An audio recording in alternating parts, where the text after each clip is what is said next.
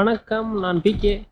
நம்ம இப்போது world budget travel சீசனுடைய 2வது கண்ட்ரியான அசர்பைஜானில் முதல் நாள் இருக்கிறோம். வந்து ரூம் செக்இன் பண்ணியாச்சு. ஸ்டே பண்ணி குளிச்சுட்டு கொஞ்சம் சாப்பிட்டுட்டு சிம் கார்டு வாங்க போயிட்டுருக்கேன். சிம் கார்டு வாங்கி முடிச்சுட்டு அப்படியே வந்து நம்ம வாக்கிங் டூர் புக் பண்ணிட்டேன். ஒரு 4 o'clock மணி. இப்போ பார்த்தீங்கன்னா மணி 3:10 3:11 மணி. 4 மணிக்கு வாக்கிங் டூரு. பட் வந்து இங்கேருந்து லாங்கு. இங்கேருந்து பஸ்ஸு வந்து ஒரு மெட்ரோ ஸ்டேஷனில் விடும். மெட்ரோ ஸ்டேஷன் டிராவலில் கார்டு இருக்குது. இந்த இதுக்கும் பஸ்ஸுக்கும் இந்த கார்டை யூஸ் பண்ணிக்கலாம்னு சொல்லிட்டாங்க. ரெண்டையும் நேராக முடிச்சுட்டு போய் இறங்கினோடனே நேராக வாக்கிங் டூரை போய் அட்டன் பண்ண வேண்டியதான். ஸோ இந்த நாட்டோட ஹிஸ்ட்ரி, இது எங்கே தொடங்குச்சு, இதெல்லாம் நம்ம இன்றைக்கி தெரிஞ்சுக்கிட்டு நாளைக்கு வந்து இந்த ரவுண்டை ஃபுல்லாக முடிச்சுட்டு நாளைக்கு வந்து இந்த அசர்பைஜானில் உங்களுக்கு ஃபேமஸான ஒரு இடம் உங்களுக்கே தெரிஞ்சிருக்கும். அதாவது 50 வருஷமாக நிற்காமல் எரிஞ்சிக்கிட்டு இருக்கிற தீ, ஒரு எரிமலையோட சிறு ஓப்பனில் இருந்து நெருப்பு வந்துக்கிட்டே இருக்கும். அந்த இடத்த போய் பார்க்க போகிறோம். அது நாளைக்கு போகலாம். ஓகே, இன்றைக்கி வாக்கிங் டூரு, இதோட ஃபுல் ஹிஸ்ட்ரி நான் போன எபிசோட்லேயே உங்களுக்கு வந்து இது இந்த 1917 தொடங்கி அந்த ரஷ்ய பேரரசு வந்து எப்படி உடஞ்சிது, அதுக்கு சோவியத்தில் லெனின் தலைமையிலான போல்ஷிவிக் கட்சி எப்படி போராடிச்சு, அதுக்கப்புறமேல அந்த நடந்த நவம்பர் புரட்சி, அதன் பிறகு நடந்த சோவியத்து கூட்டமைப்பு 1920 அதுலேருந்து எல்லாம் பார்த்தோம். திரும்ப 1991 இவங்க பிரிஞ்சு போனது, அதை பற்றிலாம் நான் பேசியிருப்பேன், அதெல்லாம் கேட்டிருப்பீங்க. அப்புறம் வந்து இப்போது 2 பிரச்சனை தான். ஒன்று இவங்க அப்பா ஹைதர் அலியேவ் அப்படின்னு, அதுக்கப்புறம் இவர் பையன். அவங்க பையன் தான் இப்போ வந்து ஆட்சி பண்ணிகிட்டு இருக்கிறாரு கண்டினியூஸாக. ஓகே, இது வரைக்கும் போன எபிசோட் ஆச்சு. இப்போ இந்த எபிசோடு இப்போ நம்ம பஸ்ஸை பிடிச்சி சிம் கார்டு வாங்குகிறோம். சிம் கார்டு வாங்கிட்டு நேராக இதுக்கு போகிறோம். இங்கே வாக்கிங் டூர். நம்ம ஜார்ஜியாவில் எப்படி அவங்க தரப்பில் இருந்து இதை சொன்னாங்களோ வரலாறு, அதே போல் தான் அவங்க தான் சொல்ல போகிறாங்க. நம்ம கேட்க மட்டும் தான் போகலாம். இப்போ நம்ம சாஹில் அப்படின்னு ஒரு இடத்துக்கு போனோம். இங்கேருந்து ஒரு 10 நிமிஷம் நடந்தோம்னா அந்த ஃபவுண்டைன் ஸ்கொயர், அதான் பிளேஸு. போகலாம். ட்ரெயினில் ஏறி வந்தாச்சுங்க. வந்து இறங்கிட்டோம். அங்கே ட்ரெயினில் ஆக்சுவலாக எடுக்கும்போது வீடியோ எடுக்கக்கூடாது அப்படின்ட்டாங்க மெட்ரோ ஸ்டேஷன்லேயே. சரி, எதுக்கு ரிஸ்க் அப்படின்ட்டு எடுத்து ஆஃப் பண்ணி வச்சுட்டேன். மெட்ரோலேருந்து வெளில வந்துட்டேன். ஆக்சுவலாக இங்கேருந்து வரக்கு ஒரு 5 நிமிஷம் தான் ஆச்சு. ஒரு 3 ஸ்டேஷன் அவ்வளோதான். இப்போது இங்கே வந்து இங்கேருந்து ஒரு 15 நிமிஷம் 10-15 நிமிஷம் நடக்கணும். ஃபவுண்டைன் ஸ்கொயர்னு அந்த இடம். சிம் கார்டு வாங்கலாமா? மணி ஆகிடுச்சு. இப்போவே 3:45 ஆயிடுச்சு. ஒரு வழியில் சிம் இருந்தால் பார்க்கலாம். 3 சிம் இருக்குங்க, நான் சொல்லிடுறேன். அப்படியே போகும்போது சொல்லிட்டு போயிடுவோம்.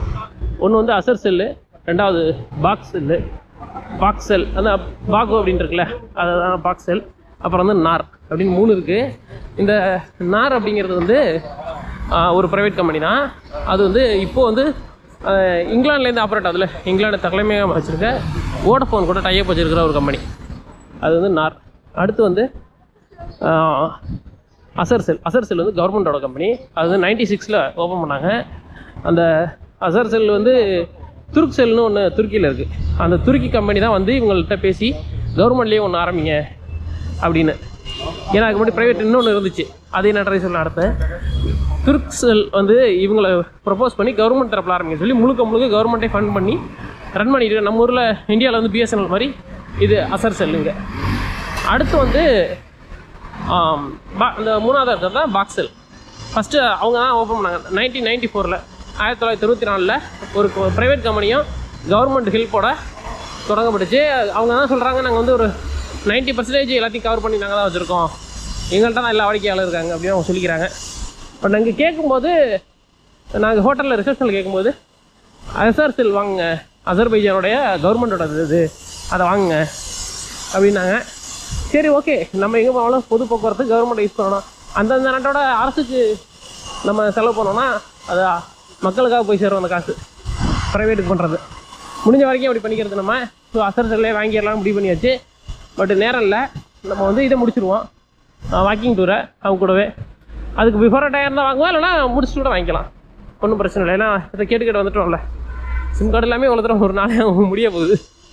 பார்த்துக்கலாம் வாங்க. ஓகே. வெள்ளையா இருக்கிறவங்கலாம் இங்கிலீஷ் பேசுவான்னு நம்பினது எவ்வளோ பெரிய தப்பு பாருங்க. இங்கே பாதி பேருக்கு இங்கிலீஷ் தெரில. அசர்பைஜானை தவிர வேறு எதுவும் பேசவே மாட்டேங்கிறாங்க நம்படியா. ஓகே, தேடுவோம் இந்த ஃபவுண்டைன் ஸ்கொயர் எங்கே இருக்குன்னு.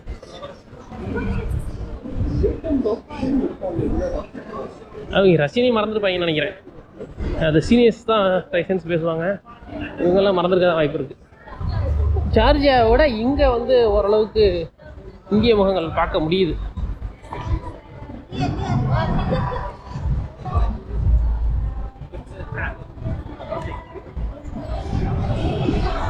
அந்த பாக்ஸல் நான் சொன்னேன்ல, பாக்ஸல்.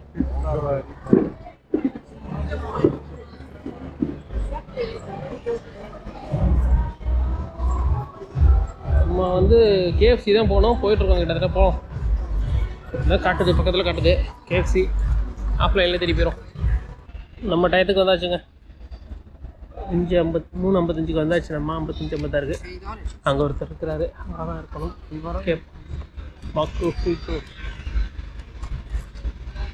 அவரு தானா இல்லை வேறு யாருமா கேட்போம். My name is Gani, so I'll be your tour guide for about 2.5 hours. I'll start with a brief introduction about Baku, then we'll go explore the most historic part of our city. We call it Ichari Shahar, that translates as inner city. It's simply the old town. UNESCO World Cultural Heritage Site, and then we're gonna see all these landmarks with universal value. That's Fortress Wall, Maiden Tower, Muhammad Mosque, but also the palace where the kings lived in the 15th century. Then we're gonna leave the old town, walk along Istiklaliyat Street. That's a street along the Fortress Wall. But do you watch Formula One races? Yes. Yeah, that's a part of the circuit. They raced that street 2 weeks ago. Yeah. They were racing that street. And they will be talking about the oil heritage of the city from late 19th century, early 20th century. And we'll come back to here, downtown city center.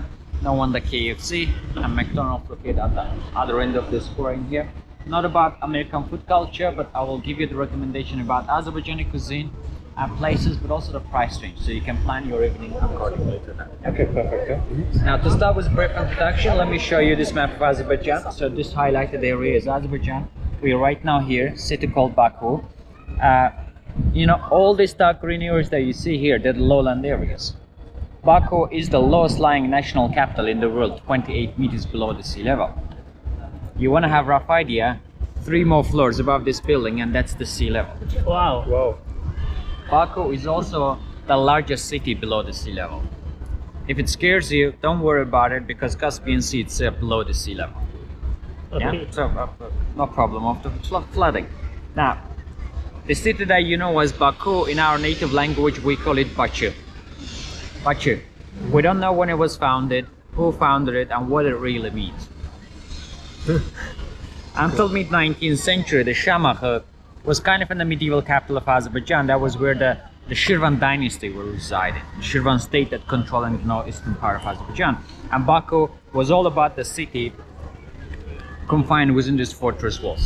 And you see the walls there. Outside these walls, there was nothing. It was complete desert. 1850s, Baku's population was just about 7,000. But 1903, 50 years, Baku's population reached to 300,000. And that was a result of huge influx of immigration that changes the Baku's human geography. And this influx of immigration was driven by, we call it, first oil boom. Industrial production of the oil in massive volumes. We could also call it the oil revolution because that changed the whole course of the history in the city. And that's in German. Yeah. Yes. Oh. Sure. Yeah. So because of the oil boom, people from all over Imperial Russia, but also the Europe, immigrated to Baku. As they immigrated, cities start expanding beyond these fortress walls. Cities start expanding, people start calling the city by 2 names. City behind the wall as inner city, and city outside the wall as outer city. outer city. Or in some scholarly work, we call it Vorstadt. Yeah. The suburbs. But in other terms, we also call the outer city as the boom town because it was a city that emerged as a result of the boom in oil industry, but also the demographics as well. So inner city is about our original identity, our souls, but the outer city is about the city's transformation into a picturesquely European city, but also the modern lifestyle. So let's go to see who we were. I'll leave the old town to see about the city's construction. ஓகேங்க, வந்தாச்சு. இவர் தான் கியானி ஜினே. அவர் மட்டும் தான் ஆக்சுவலாக 8-10 பேர் வரும். இப்போ நாங்கள் 3 பேர் தான். ஸோ அதனால் கொஞ்சம் நல்லா பொறுமையாக பேசலாம் அப்படின்னு சொல்லிட்டாரு. நான் அவர்கிட்ட இங்கிலீஷில் கேட்டு அப்படியே உங்களுக்கு தமிழில் சொல்கிறேன்னு சொல்லிட்டு சரின்னு சொல்லிட்டாரு. இப்போ இங்கேருந்து ஆரம்பிச்சிருக்கிறோம். ஆக்சுவலாக இந்த பாக்கு சிட்டி தான் உலகத்திலேயே கடல் மட்டத்துலேருந்து 28 மீட்டர் டவுனில் இருக்கிற ஒரே சிட்டி இதுதான் அப்படின்னு சொல்கிறாங்க. ஆனாலும் வந்து இது முழுகாமல் இருக்க காரணம் வந்து பக்கத்தில் இருக்கிற காஸ்பியன் சி. அதான் அந்த மேப்பில் அவர் காமிச்சது. 28 மீட்டர் டவுனில் இருக்கிற உலகத்தில் இருக்கிற ஒரே சிட்டி, இவ்வளோ டவுனில் இருக்கிற ஒரே சிட்டி இது தானா. மற்ற சிட்டி இருக்கும், பட் வந்து இவ்வளோ டவுனில் வேறு எதுவும் கிடையாதுட்டார். ஒன்று. ரெண்டாவது வந்து இந்த செவரு இருக்குல்ல, இந்த வால், இந்த ஃபோட்டோஸ், இதுக்கு அந்தண்ட பக்கம் வந்து ஓல்டு டவுனும் இது நியூ டவுனு அப்படின்னு சொல்கிறாங்க. அது வந்து இன்னர் சிட்டி அல்லது அவுட் சிட்டி ரெண்டாக சொல்கிறாங்க. அதே போல் 1850களில் இங்கே இருந்த மக்கள் தொகை மொத்தமே வந்து வெறும் ஒரு 7000 பேர் தான் இருந்தாங்க அப்படின்னு சொல்கிறாங்க. அந்த 7000 பேருக்குங்கிறது என்னவா மாறி இருக்குது அப்படின்னா, இங்கே ஆயில் கிடைக்க ஆரம்பித்ததுக்கு பிறகும் பெரிய லெவலில் ஆயில் உற்பத்தி இங்கே தெரியுது, கொஞ்சம் கொஞ்சமாக வர ஆரம்பிக்குது அப்படின்னு தெரிஞ்சதுக்கப்புறம் இது எப்போ ஆரம்பித்தாங்கன்றதை கேட்கல, அது கேட்டுருவோம். இங்கே மக்கள் வந்து அந்த 1850களிலேருந்து 1900 தொடக்கத்தில் பார்த்தா 7000 பேருங்கிறது 50 வருஷத்தில் 3 லட்சம் பேராக மாறிடுச்சான். அவ்வளோ பேர் மாறிட்டாங்க, அவ்வளோ பேர் வந்துட்டாங்க அப்படின்றாரு. இது வந்து அவங்க ஆயில் பூம் அப்படின்னு சொல்கிறாங்க. 3வது பாயிண்ட் வந்து என்னென்னு பார்த்தீங்கன்னா டிரான்ஸ்ஃபர்மேஷன். இதுக்கு அந்தண்ட பக்கம் இருக்கிறது இந்த அந்த 800களில் இருந்த பழசுக்கும் புதுசுக்கும் வந்து அதை விடாமல் அப்படியே நாங்கள் மெயின்டைன் பண்ணுறோம். இந்த பக்கம் இருக்கிறத, அதாவது வந்து செவுத்துக்கு இந்த பக்கம் இருக்கிறத, வெளியில் இருக்கிறது எல்லாத்தையுமே வந்து யூரோப்பியன் சைடில் மாறிக்கிட்டே இருக்குது அப்படின்னு சொல்கிறாங்க. இந்த இடம் வந்து அப்போ வந்து இவங்க வந்தாங்கன்னா வந்துட்டு, அதாவது வந்து வெளியில் போருக்கு போயிட்டு வர்றவங்க மற்றவங்க யார் வந்தாலும் சரி வந்து இங்கே குளிச்சுட்டு தான் உள்ளே வரணும். ஒரு இதுக்காக இந்த இடத்த வச்சுருந்துருக்காங்க அப்படின்னா, அப்போது இம்யூனிட்டி சிஸ்டத்தை மெயின்டைன் பண்ணணும்னு சொல்கிறாங்கல்ல, அதனால் வந்து இங்கே குளிச்சுட்டு சுத்தமாக இது பண்ணிட்டு அப்புறமேல தான் உள்ளே வரணுமாங்களாம். இது அந்த கேட்டு இருந்தாலும் யாராக இருந்தாலும் சரி, இதுதான் அதோட தான் தொடக்கத்துலேருந்து இது இந்த கேட்டை அப்படியே இது மெயின்டைன் பண்ணுறாங்க. இதை வந்து இப்போ டூரிஸ்ட் சென்டராக வச்சுருக்காங்க. இதுக்கு பேர் வந்து மைதான் டவர்னு சொல்கிறாரு. இது எப்போ கட்டினாங்க, யார் கட்டினாங்க, யார் ஆர்கிடெக்ட்னு எதுவுமே தெரியாது அப்படின்றாங்க. அசர்பைஜானோட ஒரு முக்கியமான சிம்பிளாக இது வந்து இருக்குது அப்படின்றாங்க.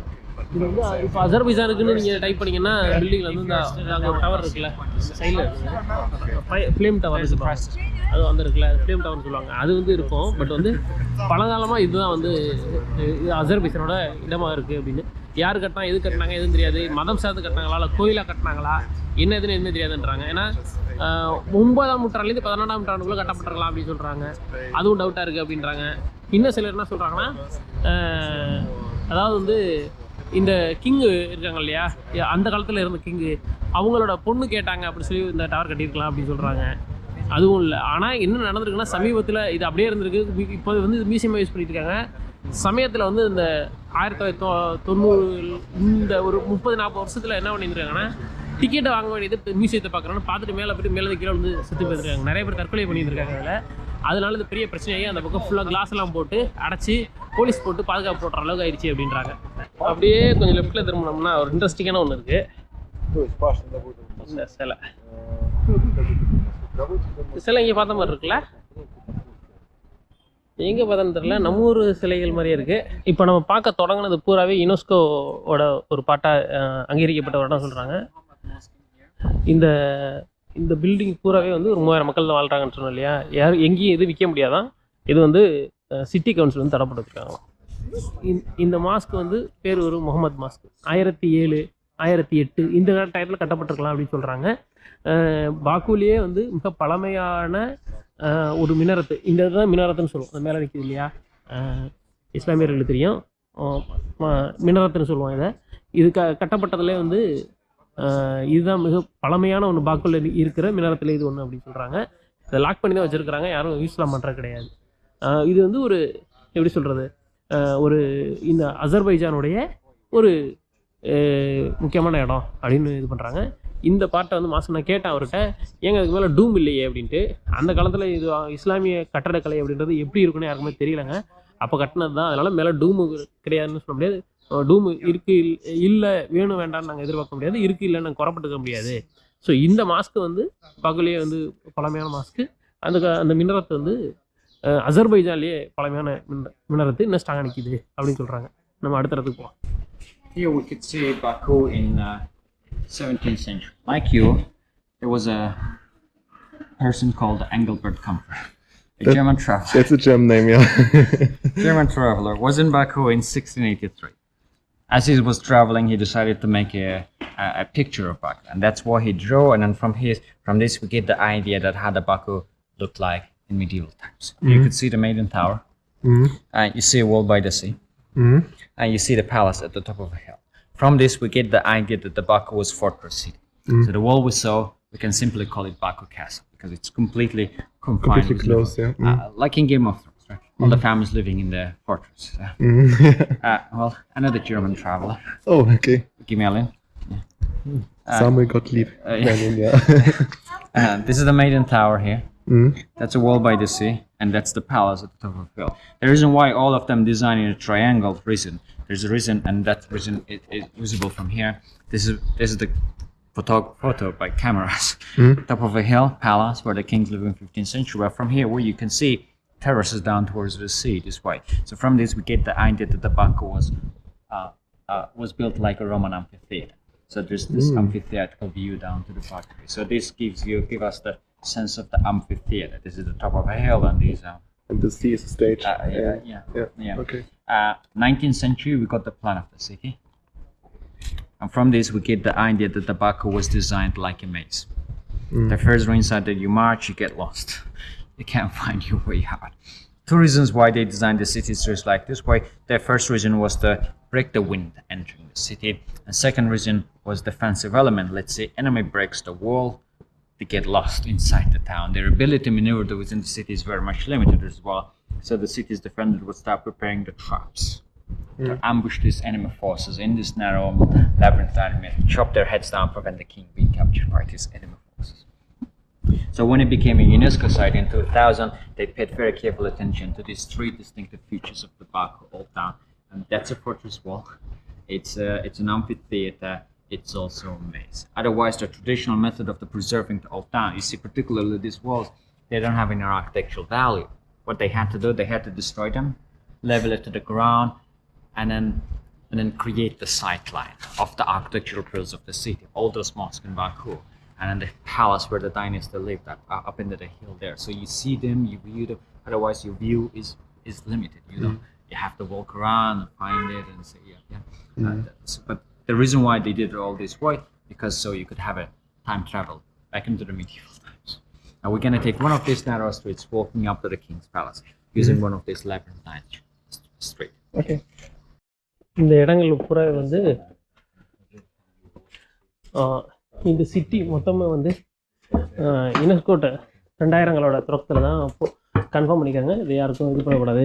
யுனெஸ்கோவை டிக்ளேர் பண்ணும்போது யாரும் இதை வந்து விற்கக்கூடாது, எதுக்கு இது பண்ணக்கூடாது அப்படி முடிவுக்கு வர காரணம் என்னென்னா, இப்போ இந்த கல்லெல்லாம் பார்க்குறோம் இல்லையா, இது போகிற விஷயத்துலலாம் நீங்கள் வந்து இங்கே இருக்கக்கூடிய அந்த 3000 மக்கள் உங்களுக்கு சொந்தமான இடமா, இது நீங்கள் என்ன பண்ணீங்கன்னு அரசு சொல்லிட்டா அவங்க என்ன பண்ணுவாங்கன்னா, யாருக்கெல்லாம் வித்துற முடியும், இல்லை வந்து இதை கஃபெட்டேரியா இதுன்னு குறைன்னு சொல்லிவிட்டு எதா வேணாலும் பண்ணிட முடியும், அது வந்து இதோட தன்மை போயிடும், கிளப்பாக கூட வச்சுருவாங்க அப்படின்னு சொன்னதுனால அப்படி முடிவு பண்ணி தான் அரசு வந்து ஸ்டாப் பண்ணிடுச்சு. இந்த ஓல்டு டவுனில் யாருக்கும் எதையும் விற்கக்கூடாது அப்படின்னு.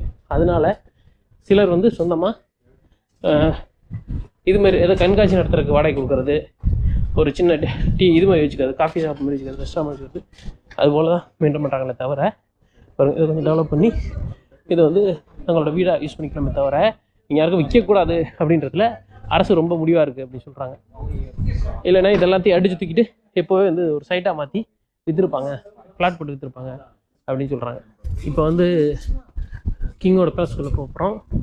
இது வந்து பண்ணவர் வந்து முராத் அப்படின்ற ஒரு கிங் ஃபேமிலி சேர்ந்தவர் தான் அதை கட்டியிருக்காரு. அவங்க வந்து ஒட்டமான் என்பவர், துருக்கி ஒட்டமான் இருக்காங்க இல்லையா, அந்த வழி வந்தவர் தான் இது, அவர் தான் கட்டின அரண்மனை இது அப்படின்றாங்க. அந்த பேலஸ் தான் இப்போ போகிறோம்.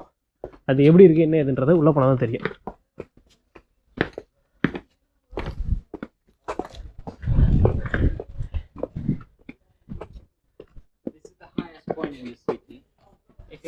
About the medieval times, you can see this amphitheatrical view to the Baku Bay here. Yes. You see the Maiden Tower. Yeah. You see the city on the east coast of the Baku Bay, and that's the Caspian Sea. Yes. There.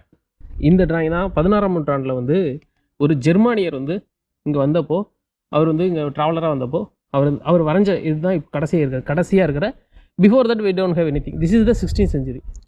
It's 17th century. Before that we don't have. This is the only last. No, this is the well, this is a hand drawing. Hand drawing, yes. Yes, but there's a description of the city before that. இதுதான் இருந்திருக்கு. இதன் பிறகு இன்னொருத்தர் வந்திருக்காரு. அவரு இப்படி தான் வரைஞ்சிருக்காரு. இந்த ஒரு ட்ரையாங்கிள் ஷேப்பில் இருக்கிற காரணம் என்ன அப்படின்னு சொல்கிறாங்கன்னா, அந்த இடத்துலேருந்து பார்த்தா தெரியும், இங்கேருந்து இந்த டாப்பில் வந்து போட்டு அதுக்கப்புறம் வீடுகள் எல்லாம் டவுன் ஸ்டெப் பை டவுனாக இருக்கும்போது, ஸோ அவங்க பார்த்து வரையும் போது இது வந்து ட்ரையாங்கிள் ஷேப்பாக தான் இருந்திருக்கும் அப்படின்னு சொல்லிட்டு, இது ஒரு ஆம்பி தேட்டர் ஸ்டைலில் ஒரு ரொமன் எம்பரர் ஸ்டைலில் இது எல்லாம் இந்த சிட்டியை டோட்டல் சிட்டியாக அமைஞ்சிருக்கு அப்படின்னு சொல்கிறாங்க. இப்போ அது அங்கேருந்து தான் நடந்து வந்திருக்கோம். அதனால தான் வந்து யுனெஸ்கோ வந்து இதை இது பண்ணக்கூடாது, யாருக்கும் விற்கக்கூடாது, எந்த இது பண்ணக்கூடாது அப்படின்னு சொல்லி யுனெஸ்கோ டிக்ளேர் பண்ணதுனால தான் இதை வந்து சிட்டி கவுன்சில் வந்து இதுக்கு தடை போட்டு வச்சுருக்குறாங்க. யாரும் வந்து இதை வணிக ரீதியாக பயன்படுத்திடக்கூடாது, நீ குடும்பத்தோடு இருக்கணும்னா இருந்துக்கலாம் அப்படின்னு சொல்லி. இதோ இந்த நுழைவாயில் மேலே எழுதியிருக்கல எழுத்துக்கள், அந்த எழுத்துக்களை வச்சு பார்க்கும்போது ஒரு 30 வருடங்கள் வந்து ஒட்டமன் எம்பரர் கீழே வந்து இந்த இது இருந்திருக்க வாய்ப்பு இருக்குது அப்படின்னு சொல்கிறாங்க. அவங்க வந்து ஆட்சி பண்ணாங்க அப்படின்றதுக்கு நினைவாக இருக்கக்கூடிய ஒரே ஒரு இது வந்து இதுதானா, இதுக்கப்புறம் பெருசாக ஒன்றும் இல்லை அப்படின்றாங்க. இது மட்டும்தான் அப்படின்னு. அதன் பிறகு வெவ்வேறு அரசுகள்லாம் இது பண்ணியிருக்காங்க. பட் ஒட்டமன் பேருக்குன்னு சொல்லக்கூடியது இது ஒன்று தான் அப்படின்றாங்க. அடுத்து போகலாம். Well, then, this is the palace where the kings lived in 15th century. Yeah.